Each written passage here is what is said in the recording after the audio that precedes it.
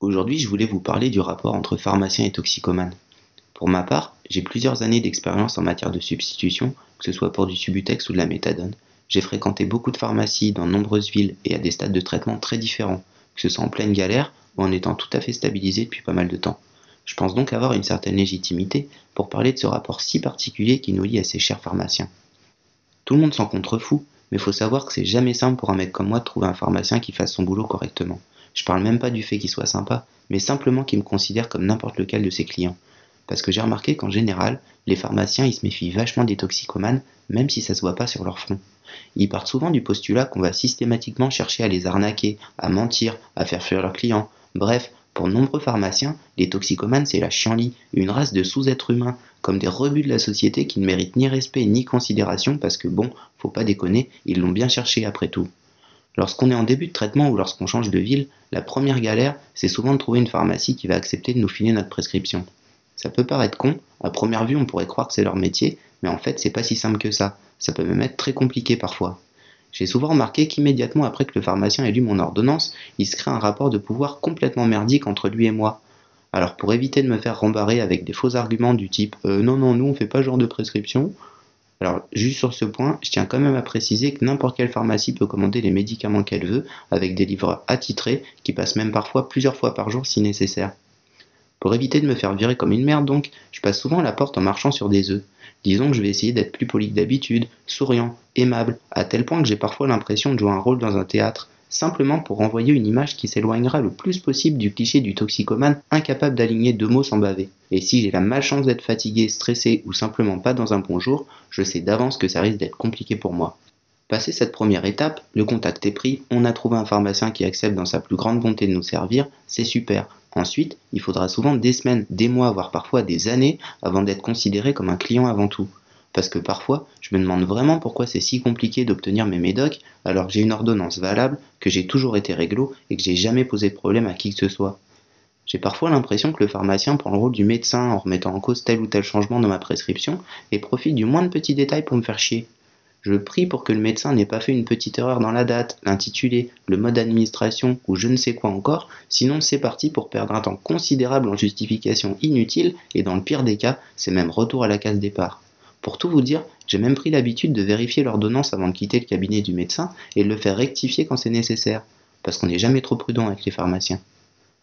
Parfois, les préparateurs se font un malin plaisir à poser les boîtes de médicaments bien en vue sur le comptoir, en faisant les piles les plus hautes possibles et en parlant bien fort pour que je sois grillé par un maximum de clients qui patientent derrière moi.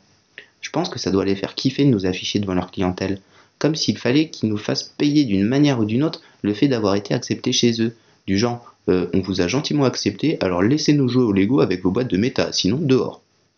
Après plusieurs mois, une fois qu'ils se sont aperçus que je sais aligner deux mots correctement et que je fais pas fuir les gens autour de moi, il arrive qu'il se crée un rapport presque normal entre nous.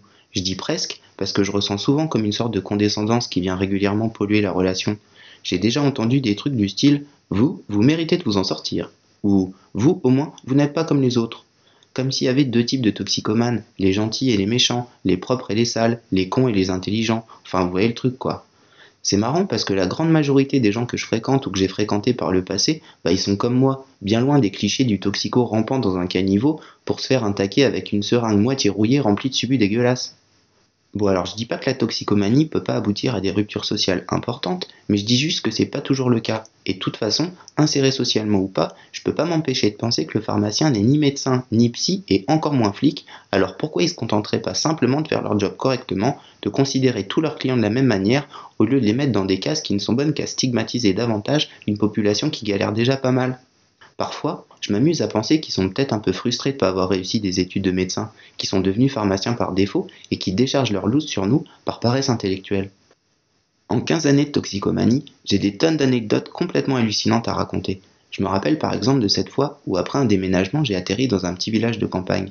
Après avoir trouvé un médecin qui accepte de poursuivre mon traitement, je me suis donc pointé dans la seule pharmacie du village, bien conscient que ça risquait d'être chaud pour ma face. J'imaginais bien qu'il ne devait pas y avoir beaucoup de gens sous méta dans le coin, j'avais donc décidé de la jouer fine en apportant avec moi un mot manuscrit de mon ancien médecin et de mon ancien pharmacien attestant que j'étais bien être humain, un mot de mon nouveau médecin attestant que j'étais bien nouveau patient chez lui, et bien sûr une ordonnance impeccable sans faute, bien propre et bien pliée. Mais en arrivant dans la pharmacie, j'ai vite déchanté, puisqu'ils m'ont aussi demandé la prescription du dernier centre méthadone que j'ai fréquenté. Bon là j'avoue, on me l'avait jamais faite celle-là, c'était juste énorme. Non mais puis quoi encore sérieux? J'ai eu beau leur expliquer que le dernier centre méthadone que j'ai fréquenté ça remontait à 7 ans et que quand bien même je pouvais retrouver la dernière prescription qu'ils m'avaient faite, chose complètement impossible, les quantités correspondraient de toute façon plus du tout à mon traitement actuel. En fait, j'ai compris qu'ils en avaient strictement rien à foutre, préférant me répondre droit dans leur botte: Ah oui, mais on est désolé monsieur, mais c'est la loi. Ah ouais, d'accord, la loi, c'est marrant parce que moi, jamais nulle part dans aucune pharmacie on m'avait fait un coup pareil. Bref, je finis par avoir au téléphone un infirmier sympa du centre méthadone en question et je lui raconte cette histoire complètement débile. Bien évidemment, il hallucine, il cherche dans ses fichiers, il retrouve ma trace, sans jeu de mots, et finit par demander à parler directement au pharmacien au téléphone. La situation s'est finalement débloquée après réception d'un fax indiquant que oui, j'étais bien passé par ce centre méta 7 ans plus tôt, oui, je m'appelle bien comme je m'appelle, et oui, je suis bien toxicomane. Donc, en résumé, rien à voir avec la quantité de méthadone à délivrer, rien à voir avec la loi non plus, mais surtout à voir avec un putain de rapport de pouvoir pour bien me montrer que c'est le pharmacien qui décide et que moi j'ai aucun mot à dire. Le problème dans ces histoires à la con, c'est que sans nos médocs, on est malade comme des chiens, donc on préfère très souvent se la jouer docile pour pas aggraver encore notre cas et nous retrouver en manque avec une ordonnance en bonne et due forme sur les bras mais pas de pharmacie pour nous délivrer nos médocs. Et des petites histoires comme ça, j'en ai pas mal. Ça montre à quel point ce passage par la pharmacie peut être chiant pour nous. Je dirais même qu'à force d'être stigmatisé, on finit parfois par devenir désagréable, alors qu'à la base, on veut juste notre traitement, ce qui est quand même assez ouf quand on y pense. Bon, je vais quand même finir par une note positive en disant qu'il existe aussi des professionnels qui font bien leur taf et qui m'ont même déjà dépanné des médocs quand j'étais en galère, après une grève de médecin, un problème de voiture ou même la perte d'une ordonnance. Si, ça existe aussi, donc faut jamais désespérer. Mais bordel, pourquoi c'est souvent si compliqué, hein? Pourquoi?